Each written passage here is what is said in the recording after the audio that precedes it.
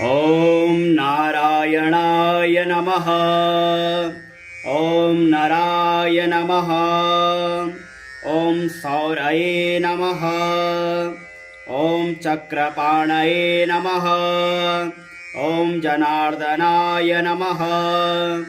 ॐ वासुदेवाय नमः। ॐ जगद्योनये नमः। ॐ वामनाय नमः।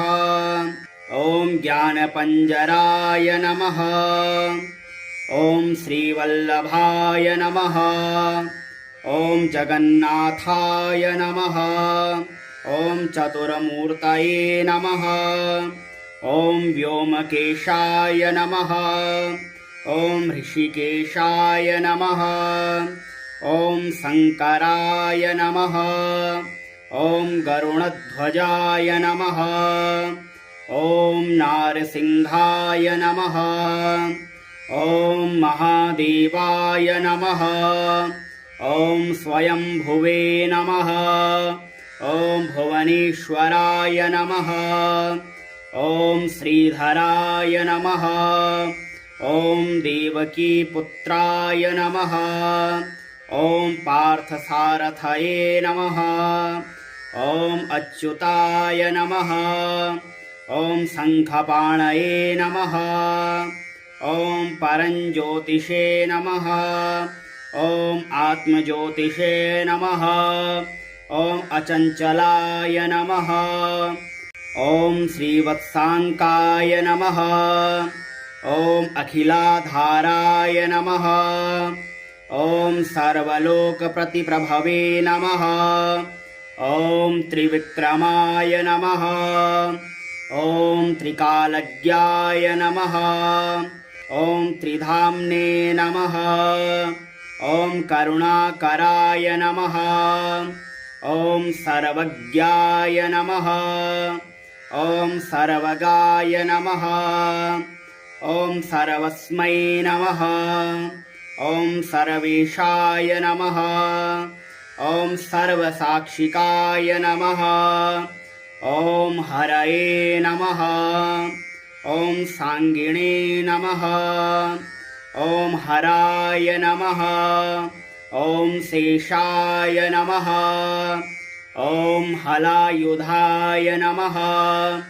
ॐ सहस्रबाहवे नमः। ॐ अव्यक्ताय नमः।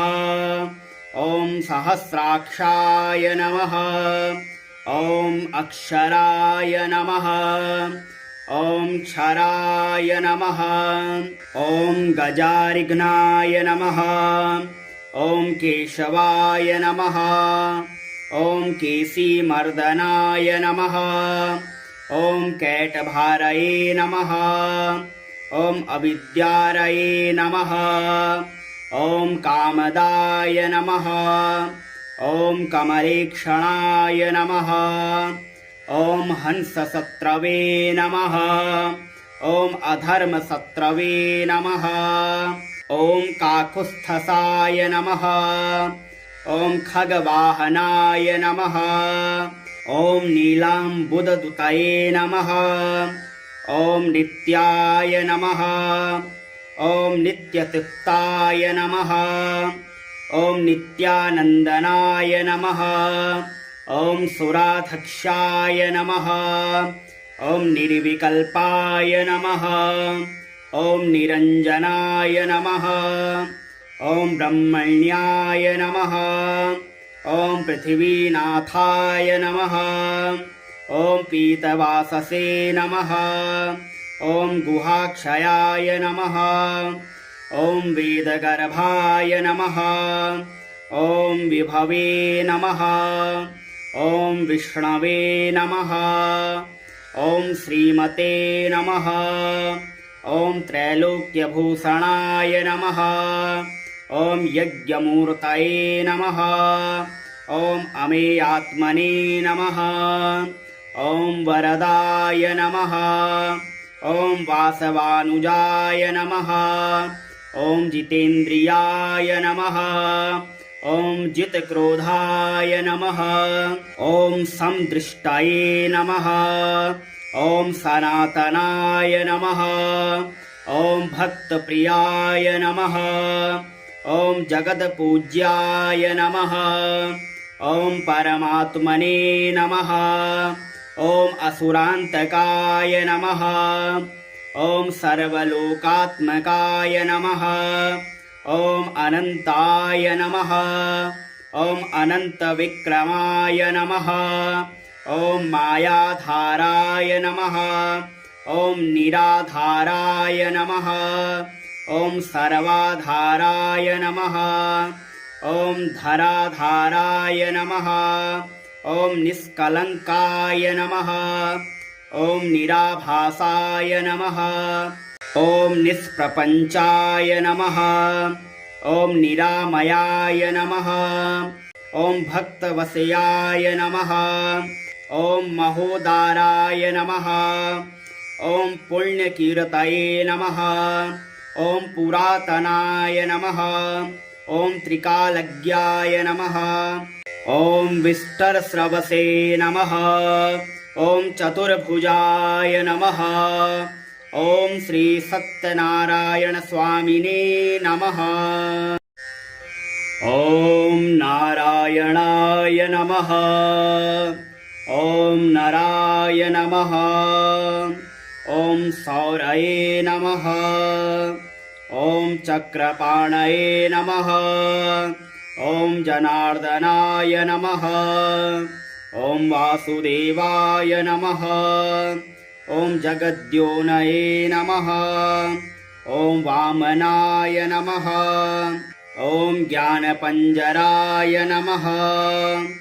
ॐ श्रीवल्लभाय नमः। ॐ जगन्नाथाय नमः। ॐ चतुर्मूर्तये नमः। ॐ व्योमकेशाय नमः। ॐ ऋषिकेशाय नमः। ॐ शङ्कराय नमः। ॐ गरुडध्वजाय नमः। ॐ नारसिंहाय नमः। ॐ महादेवाय नमः। ॐ स्वयंभुवे नमः। ॐ भुवनेश्वराय नमः। ॐ श्रीधराय नमः। ॐ देवकीपुत्राय नमः। ॐ पार्थसारथये नमः। ॐ अच्युताय नमः। ॐ शङ्खपाणये नमः। ॐ परञ्ज्योतिषे नमः। ॐ आत्मज्योतिषे नमः। ॐ अचञ्चलाय नमः। ॐ श्रीवत्साङ्काय नमः। ॐ अखिलाधाराय नमः। ॐ सर्वलोकप्रतिप्रभवे नमः। ॐ त्रिविक्रमाय नमः। ॐ त्रिकालज्ञाय नमः। ॐ त्रिधाम्ने नमः। ॐ करुणाकराय नमः। ॐ सर्वज्ञाय नमः। ॐ सर्वगाय नमः। ॐ सर्वस्मै नमः। ॐ सर्वेशाय नमः। ॐ सर्वसाक्षिकाय नमः। ॐ हरये नमः। ॐ साङ्गिणे नमः। ॐ हराय नमः। ॐ शेषाय नमः। ॐ हलायुधाय नमः। ॐ सहस्रबाहवे नमः। ॐ अव्यक्ताय नमः। ॐ सहस्राक्षाय नमः। ॐ अक्षराय नमः। ॐ क्षराय नमः। ॐ गजारिघ्नाय नमः। ॐ केशवाय नमः। ॐ केसीमर्दनाय नमः। ॐ कैटभारये नमः। ॐ अविद्यारये नमः। ॐ कामदाय नमः। ॐ कमलेक्षणाय नमः। ॐ हंसशत्रवे नमः। ॐ अधर्मशत्रवे नमः। ॐ काकुत्स्थसाय नमः। ॐ खगवाहनाय नमः। ॐ नीलाम्बुददुतये नमः। ॐ नित्याय नमः। ॐ नित्यतृप्ताय नमः। ॐ नित्यानन्दनाय नमः। ॐ सुराधक्षाय नमः। ॐ निर्विकल्पाय नमः। ॐ निरञ्जनाय नमः। ॐ ब्रह्मण्याय नमः। ॐ पृथिवीनाथाय नमः। ॐ पीतवाससे नमः। ॐ गुहाक्षयाय नमः। ॐ वेदगर्भाय नमः। ॐ विभवे नमः। ॐ विष्णवे नमः। ॐ श्रीमते नमः। ॐ त्रैलोक्यभूषणाय नमः। ॐ यज्ञमूर्तये नमः। ॐ अमेयात्मने नमः। ॐ वरदाय नमः। ॐ वासवानुजाय नमः। ॐ जितेन्द्रियाय नमः। ॐ जितक्रोधाय नमः। ॐ समदृष्टये नमः। ॐ सनातनाय नमः। ॐ भक्तप्रियाय नमः। ॐ जगत्पूज्याय नमः। ॐ परमात्मने नमः। ॐ असुरान्तकाय नमः। ॐ सर्वलोकात्मकाय नमः। ॐ अनन्ताय नमः। ॐ अनन्तविक्रमाय नमः। ॐ मायाधाराय नमः। ॐ निराधाराय नमः। ॐ सर्वाधाराय नमः। ॐ धराधाराय नमः। ॐ निष्कलङ्काय नमः। ॐ निराभासाय नमः। ॐ निष्प्रपञ्चाय नमः। ॐ निरामयाय नमः। ॐ भक्तवशयाय नमः। ॐ महोदाराय नमः। ॐ पुण्यकीर्तये नमः। ॐ पुरातनाय नमः। ॐ त्रिकालज्ञाय नमः। ॐ विष्टरस्रवसे नमः। ॐ चतुर्भुजाय नमः। ॐ श्री सत्यनारायण स्वामिने नमः। ॐ नारायणाय नमः। ॐ नराय नमः। ॐ सौरये नमः। ॐ चक्रपाणये नमः। ॐ जनार्दनाय नमः। ॐ वासुदेवाय नमः। ॐ जगद्योनये नमः। ॐ वामनाय नमः। ॐ ज्ञानपञ्जराय नमः। ॐ श्रीवल्लभाय नमः। ॐ जगन्नाथाय नमः। ॐ चतुर्मूर्तये नमः। ॐ व्योमकेशाय नमः। ॐ ऋषिकेशाय नमः। ॐ शङ्कराय नमः। ॐ गरुणध्वजाय नमः। ॐ नारसिंहाय नमः। ॐ महादेवाय नमः। ॐ स्वयंभुवे नमः। ॐ भुवनेश्वराय नमः। ॐ श्रीधराय नमः। ॐ देवकीपुत्राय नमः। ॐ पार्थसारथये नमः। ॐ अच्युताय नमः। ॐ शङ्खपाणये नमः। ॐ परञ्ज्योतिषे नमः। ॐ आत्मज्योतिषे नमः। ॐ अचञ्चलाय नमः। ॐ श्रीवत्साङ्काय नमः। ॐ अखिलाधाराय नमः। ॐ सर्वलोकप्रतिप्रभवे नमः। ॐ त्रिविक्रमाय नमः। ॐ त्रिकालज्ञाय नमः। ॐ त्रिधाम्ने नमः। ॐ करुणाकराय नमः। ॐ सर्वज्ञाय नमः। ॐ सर्वगाय नमः। ॐ सर्वस्मै नमः। ॐ सर्वेशाय नमः। ॐ सर्वसाक्षिकाय नमः। ॐ हरये नमः। ॐ सांगिणे नमः। ॐ हराय नमः। ॐ शेषाय नमः। ॐ हलायुधाय नमः। ॐ सहस्रबाहवे नमः। ॐ अव्यक्ताय नमः। ॐ सहस्राक्षाय नमः। ॐ अक्षराय नमः। ॐ क्षराय नमः। ॐ गजारिघ्नाय नमः। ॐ केशवाय नमः। ॐ केसीमर्दनाय नमः। ॐ कैटभारये नमः। ॐ अविद्यारये नमः। ॐ कामदाय नमः। ॐ कमलेक्षणाय नमः।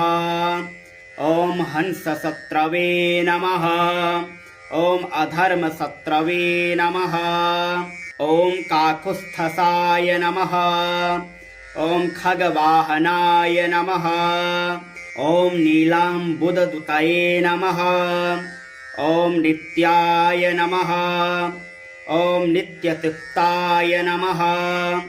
ॐ नित्यानन्दनाय नमः। ॐ सुराधक्षाय नमः। ॐ निर्विकल्पाय नमः। ॐ निरञ्जनाय नमः। ॐ ब्रह्मण्याय नमः। ॐ पृथिवीनाथाय नमः। ॐ पीतवाससे नमः। ॐ गुहाक्षयाय नमः। ॐ वेदगर्भाय नमः। ॐ विभवे नमः। ॐ विष्णवे नमः। ॐ श्रीमते नमः। ॐ त्रैलोक्यभूषणाय नमः। ॐ यज्ञमूर्तये नमः। ॐ अमेयात्मने नमः। ॐ वरदाय नमः। ॐ वासवानुजाय नमः। ॐ जितेन्द्रियाय नमः। ॐ जितक्रोधाय नमः। ॐ समदृष्टये नमः। ॐ सनातनाय नमः। ॐ भक्तप्रियाय नमः। ॐ जगत्पूज्याय नमः। ॐ परमात्मने नमः। ॐ असुरान्तकाय नमः। ॐ सर्वलोकात्मकाय नमः। ॐ अनन्ताय नमः। ॐ अनन्तविक्रमाय नमः। ॐ मायाधाराय नमः। ॐ निराधाराय नमः। ॐ सर्वाधाराय नमः। ॐ धराधाराय नमः।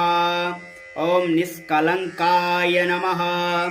ॐ निराभासाय नमः। ॐ निष्प्रपञ्चाय नमः। ॐ निरामयाय नमः। ॐ भक्तवशयाय नमः। ॐ महोदाराय नमः। ॐ पुण्यकीर्तये नमः। ॐ पुरातनाय नमः। ॐ त्रिकालज्ञाय नमः। ॐ विष्टरस्रवसे नमः। ॐ चतुर्भुजाय नमः। ॐ श्री सत्यनारायण स्वामिने नमः। ॐ नारायणाय नमः। ॐ नराय नमः। ॐ सौरये नमः। ॐ चक्रपाणये नमः। ॐ जनार्दनाय नमः। ॐ वासुदेवाय नमः। ॐ जगद्योनये नमः। ॐ वामनाय नमः। ॐ ज्ञानपञ्जराय नमः। ॐ श्रीवल्लभाय नमः। ॐ जगन्नाथाय नमः। ॐ चतुर्मूर्तये नमः। ॐ व्योमकेशाय नमः। ॐ ऋषिकेशाय नमः। ॐ शङ्कराय नमः। ॐ गरुणध्वजाय नमः। ॐ नारसिंहाय नमः। ॐ महादेवाय नमः। ॐ स्वयंभुवे नमः। ॐ भुवनेश्वराय नमः। ॐ श्रीधराय नमः। ॐ देवकीपुत्राय नमः। ॐ पार्थसारथये नमः। ॐ अच्युताय नमः। ॐ शङ्खपाणये नमः। ॐ परञ्ज्योतिषे नमः। ॐ आत्मज्योतिषे नमः। ॐ अचञ्चलाय नमः। ॐ श्रीवत्साङ्काय नमः। ॐ अखिलाधाराय नमः। ॐ सर्वलोकप्रतिप्रभवे नमः। ॐ त्रिविक्रमाय नमः। ॐ त्रिकालज्ञाय नमः। ॐ त्रिधाम्ने नमः। ॐ करुणाकराय नमः। ॐ सर्वज्ञाय नमः। ॐ सर्वगाय नमः। ॐ सर्वस्मै नमः। ॐ सर्वेशाय नमः। ॐ सर्वसाक्षिकाय नमः। ॐ हरये नमः। ॐ सांगिणे नमः। ॐ हराय नमः। ॐ शेषाय नमः। ॐ हलायुधाय नमः। ॐ सहस्रबाहवे नमः। ॐ अव्यक्ताय नमः। ॐ सहस्राक्षाय नमः। ॐ अक्षराय नमः। ॐ क्षराय नमः। ॐ गजारिघ्नाय नमः। ॐ केशवाय नमः। ॐ केसीमर्दनाय नमः। ॐ कैटभारये नमः। ॐ अविद्यारये नमः। ॐ कामदाय नमः। ॐ कमलेक्षणाय नमः। ॐ हंसशत्रवे नमः। ॐ अधर्मशत्रवे नमः। ॐ काकुत्स्थसाय नमः। ॐ खगवाहनाय नमः। ॐ नीलाम्बुददुतये नमः। ॐ नित्याय नमः। ॐ नित्यतृप्ताय नमः। ॐ नित्यानन्दनाय नमः। ॐ सुराधक्षाय नमः। ॐ निर्विकल्पाय नमः। ॐ निरञ्जनाय नमः। ॐ ब्रह्मण्याय नमः। ॐ पृथिवीनाथाय नमः। ॐ पीतवाससे नमः। ॐ गुहाक्षयाय नमः। ॐ वेदगर्भाय नमः। ॐ विभवे नमः। ॐ विष्णवे नमः। ॐ श्रीमते नमः। ॐ त्रैलोक्यभूषणाय नमः। ॐ यज्ञमूर्तये नमः। ॐ अमेयात्मने नमः। ॐ वरदाय नमः। ॐ वासवानुजाय नमः।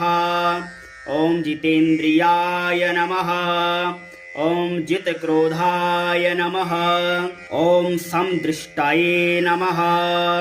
ॐ सनातनाय नमः। ॐ भक्तप्रियाय नमः। ॐ जगत्पूज्याय नमः। ॐ परमात्मने नमः। ॐ असुरान्तकाय नमः। ॐ सर्वलोकात्मकाय नमः। ॐ अनन्ताय नमः। ॐ अनन्तविक्रमाय नमः। ॐ मायाधाराय नमः। ॐ निराधाराय नमः। ॐ सर्वाधाराय नमः। ॐ धराधाराय नमः। ॐ निष्कलङ्काय नमः। ॐ निराभासाय नमः। ॐ निष्प्रपञ्चाय नमः। ॐ निरामयाय नमः। ॐ भक्तवशयाय नमः। ॐ महोदाराय नमः। ॐ पुण्यकीर्तये नमः। ॐ पुरातनाय नमः। ॐ त्रिकालज्ञाय नमः। ॐ विष्टरस्रवसे नमः। ॐ चतुर्भुजाय नमः। ॐ श्री सत्यनारायण स्वामिने नमः।